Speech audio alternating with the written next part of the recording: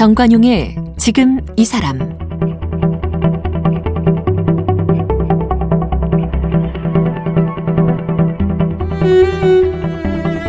여러분 안녕하십니까? 정관용입니다. 이번 주 5월 가정의 달을 맞아서 더 나은 삶, 어린이가 안전한 대한민국, 이런 주제로 이야기 나눠보고 있는데요. 오늘 어제에 이어 김경일 교수와 이야기를 나누는데, 오늘의 주제는 세대 공감 대화법입니다. 보통 이제 이론적으로 말하면 아이를 달라지게 하려면 부모의 말부터 바뀌어야 한다. 부모가 달라져야 비로소 아이도 달라지게 할 수 있다. 이런 얘기를 우리가 합니다만, 부모 앞에 대드는 아이들 앞에서는 이런 모든 결심이 무색해지죠. 버럭 화부터 내게 되고요. 특히나 지금 디지털 시대, 영상 시대다 보니까 아이들의 변화 속도를 어른이 따라가지 못해서 아이들과 어른 사이에 정말 격차가 너무 커진 것 같은데요. 이럴 때 세대 공감 대화법은 어떻게 하는 걸까요? 김경일 교수 만나봅니다. 김경일 교수는 한국음악지각인지학회 회장, 중앙심리보건센터 센터장, 아주대학교 창의력연구센터장, 게임문화재단 이사장을 지냈습니다. 현재는 아주대학교 심리학과 교수입니다. 쓴 책으로는 지혜의 심리학, 이끌지 말고 따르게 하라, 어쩌면 우리가 거꾸로 해왔던 것들, 10대를 위한 공부 사전 등이 있습니다.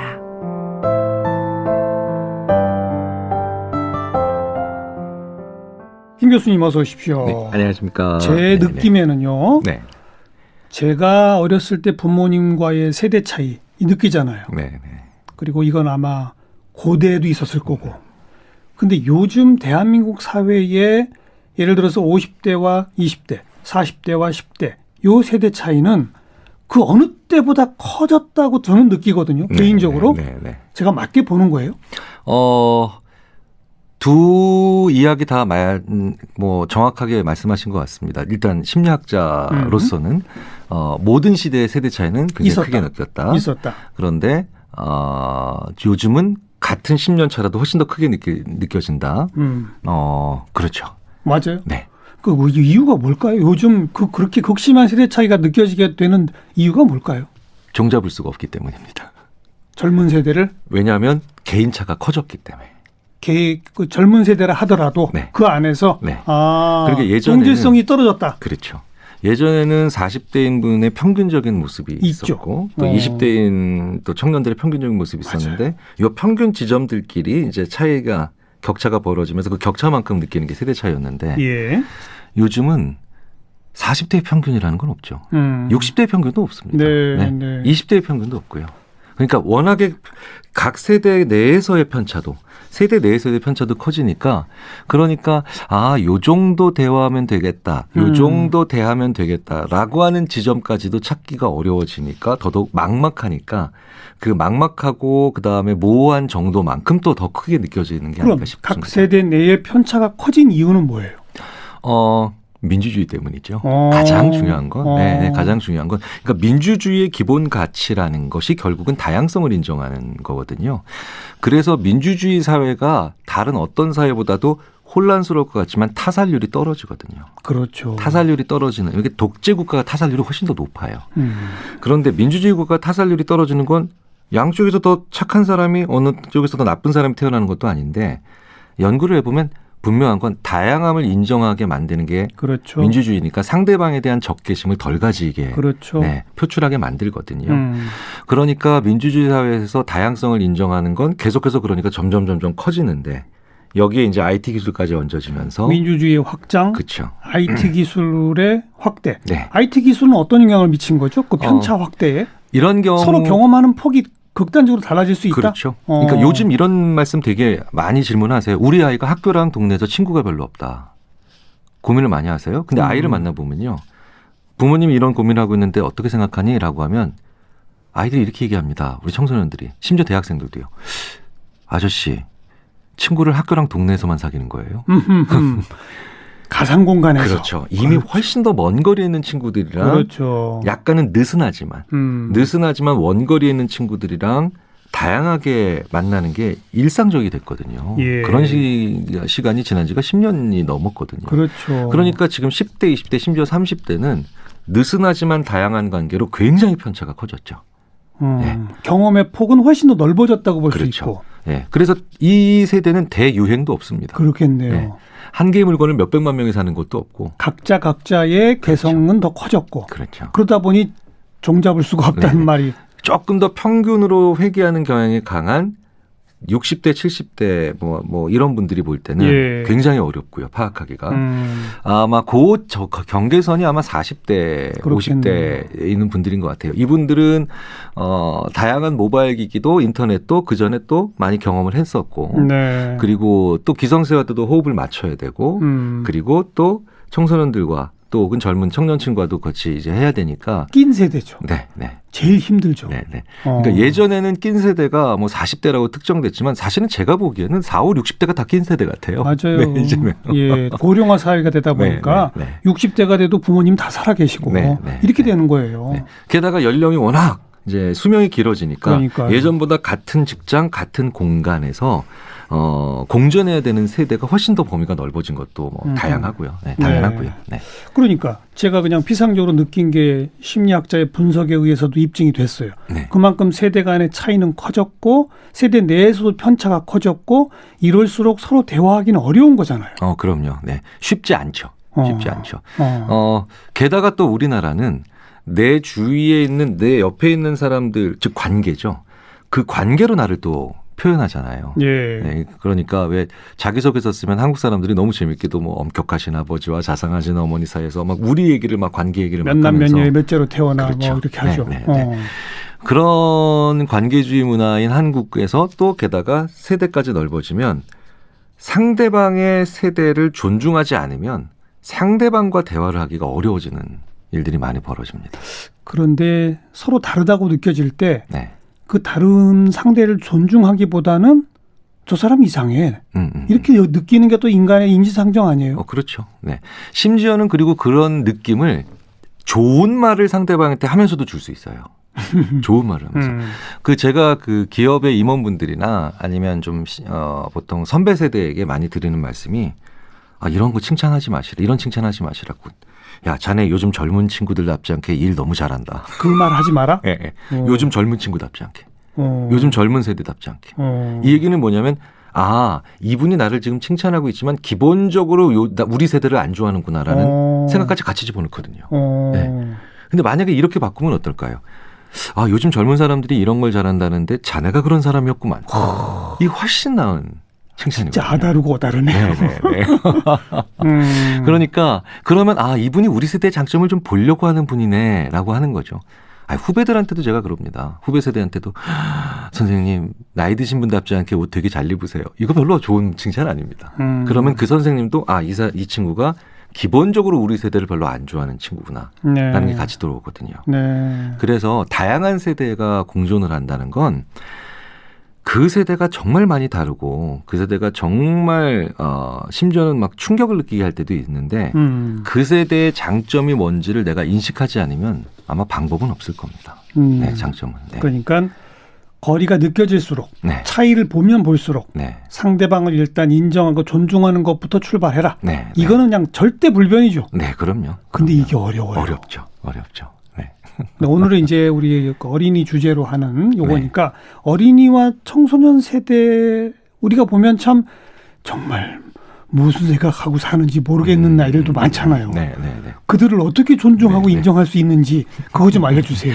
정말 왜 저도 지금 이제 대학에 들어간 딸 그다음에 지금 중학교 3학년인 딸 있는데 이제 대학생이 된 딸은 그나마 좀 나은데 중학생인 딸은 정말 제가 정말 여기서 어떤 말씀을 드린다는 게 부끄러울 정도로 제가 무슨 자격으로 이런 말씀을 드릴까 싶을 정도인데 정말 그런 생각이 있습니다. 무슨 생각으로 사는 건지. 모르겠죠. 도통. 무슨 생각하는 건지. 네네. 그런데 다시 말씀드리자면 그만큼 자기 생각을 안 보여주고 싶어하는 것 같아요. 자기 생각을 자꾸 안 보여주고 그게 몇 살 때부터예요? 보통 이게 인지 심리학 하셨으니까 발달 단계가 있잖아요.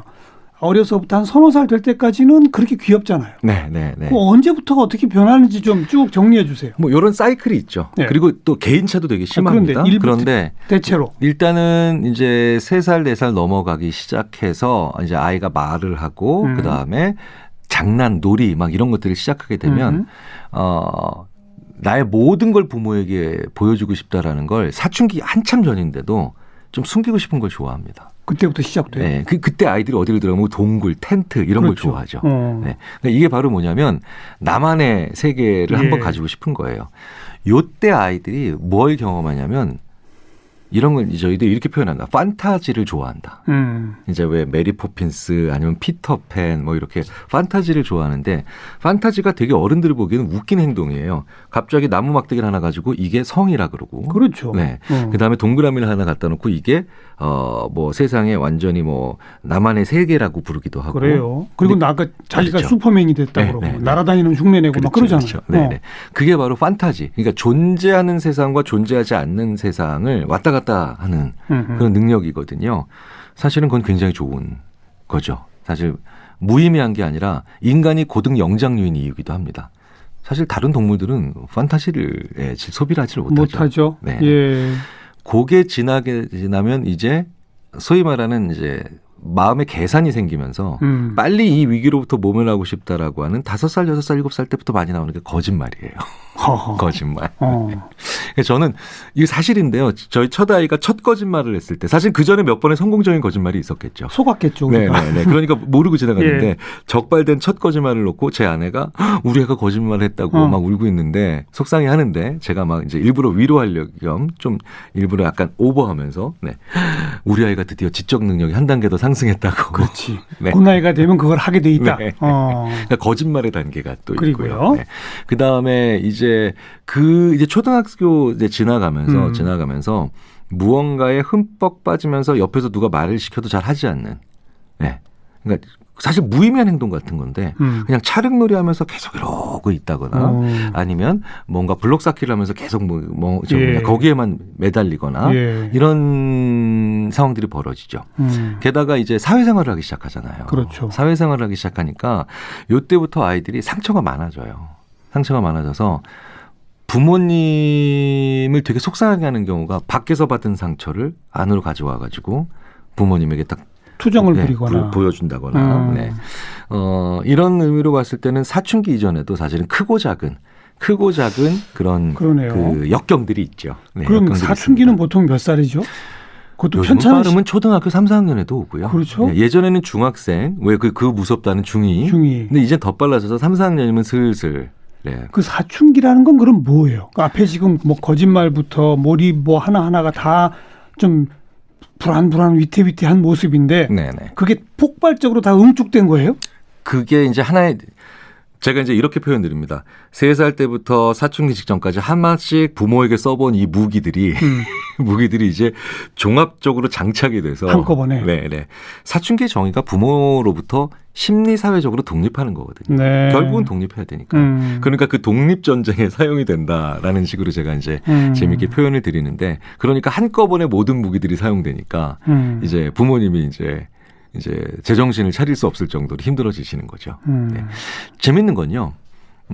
꽤 많은 경우 보면 우리나라의 사춘기가 좀 부모님을 더 많이 다른 나라보다 힘들게 하는 경우는 많아요. 왜 그래요? 좀 더 그런 것 같아요. 왜 그래요? 그래서 제가 이것도 위로 겸 해서 드리는 말씀이 정의 자체가 부모로부터 심리사회적으로 독립하는 거잖아요. 예. 심리적으로 사회적으로. 예. 그러면 많이 사랑받았기 때문에 독립할 때 더 세게 나오는 거예요. 우리 사실은. 부모들이 너무 사랑해서. 네. 그러니까 우리나라의 부모처럼 아이들을 많이 안아주고 그리고 아이들도 압니다. 내 부모가 나를 얼마나 사랑하는지. 네.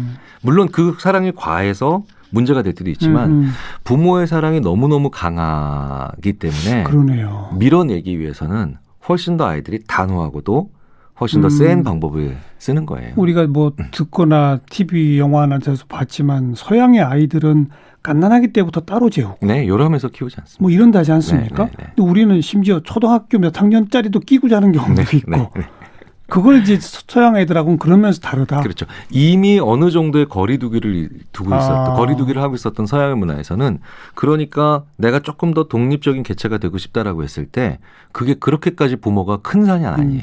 또 한 가지는 그렇게 극진한 사랑이 우리 한국적 정서에서는 또 소유로 생각해요. 그렇죠. 그게 부작용으로 나타나면 그러니까요. 그래서 항상 부모가 어떤 큰 문제가 닥쳤을 때 만약에 자살을 선택하게 되면 뭐 아이들을 꼭 동반시키는 경우가 많은 게 그건 말이 안 되는 거죠. 말이 안 되죠. 자녀 살해 후 자살인데 네네. 그걸 동반 자살이라고 부르는 것 자체가 말이 안 그렇죠. 되죠. 네네. 근데 그런 인식이 생긴 것만큼 애착이 강한 거군요. 네네. 잘못된 애착이네. 그렇죠. 애착의 부작용이죠. 그러다 보니까 네네. 사춘기는 더 극심하게 나타나고 네네. 거기에 따라서 부모들은 더 마음에 상처를 입고 네. 네. 그럼 아예 초등학교 이전부터 떠나 보내야 됩니까? 아니 그건 아니죠. 그럼 그건 어떻게 아니죠. 시작해야 돼 네. 이제 대화를? 네. 아이가 두고 싶은 거는 거리두기인데요.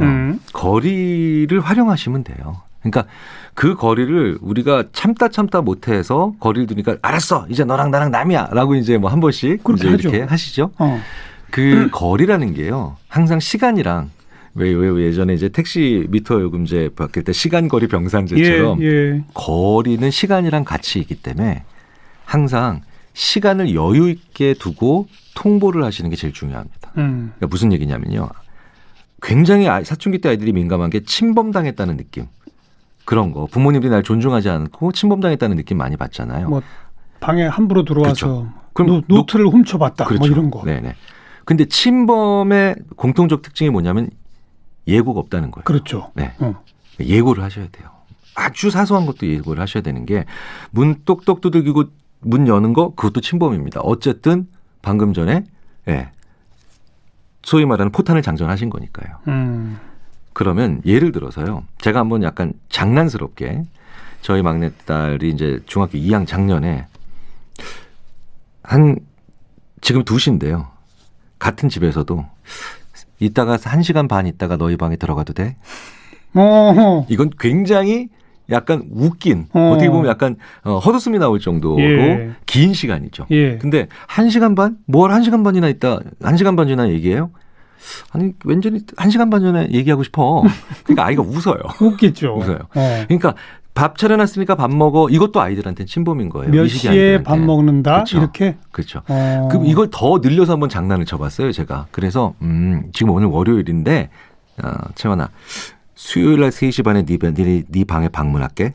그랬더니. 그러니까 이제 더 웃어요. 더 웃겠죠. 네, 웃기잖아요. 네. 그런데 이게 바로 약간은 이런 거죠. 어느 날 갑자기 해외 정상이 우리나라에 그냥 그날 아침에 오겠다 그러면 그 무례죠.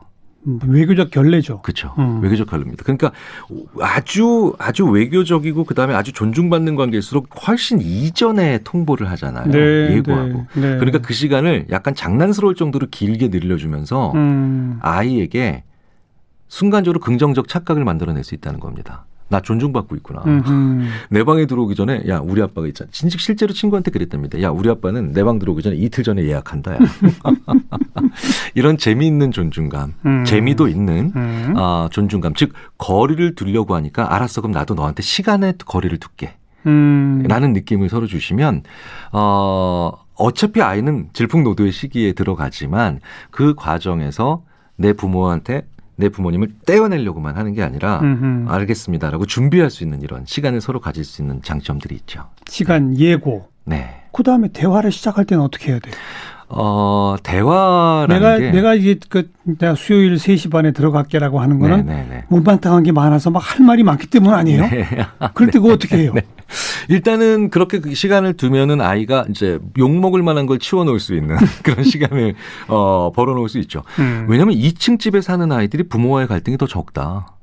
이런 연구도 진짜 있어요. 그래요? 왜냐하면 1층에서 부모가 2층으로 오는데 걸리는 시간과 소리에 발자국 아이들이, 소리에 준비를 부모와 아주 크게 싸울 만한 것들은 치울 시간이 되거든요. 네. 근데 우리나라는 다 아파트잖아요. 예. 아파트니까 사실 너무 불쑥 들어간다고요. 상대방 공간에. 근데 이제 대화를 할 때, 일단 제가 제일 많이 말씀드리는 좋은 말씀 워낙 많이 이제 그런 정보 많이 가지고 계시니까 일단은 부모님부터 먼저 말을 천천히 하셔야 돼요. 천천히? 네. 왜냐하면 결국 모든 나쁜 말은 스피드와 결부돼서 나옵니다. 어. 제가 학생들한테 아주 심한 욕을 칠판에 써놓고요. 읽어보라고 해요. 그럼 학생들이 읽어도 돼요? 읽어도 돼. 대신 3초에 한 글자씩 읽어. 천천히? 네, 그러면 학생들이 욕을 천천히 하는 게 진짜 어려워요. 못 읽죠. 네, 못 해요. 그러니까 이게 부모 자식의 대화가 서로 말이 빨라지면서 서로 상처되는 말이에요. 예. 이건 모든 인간에 대해서 동일해요. 그래서 부모님부터 말씀을 천천히 하시고 예. 내가 어떤 내용을 하겠다, 어떤 내용을 말하지 않겠다. 이거는 머리가 복잡해져서 어려워요.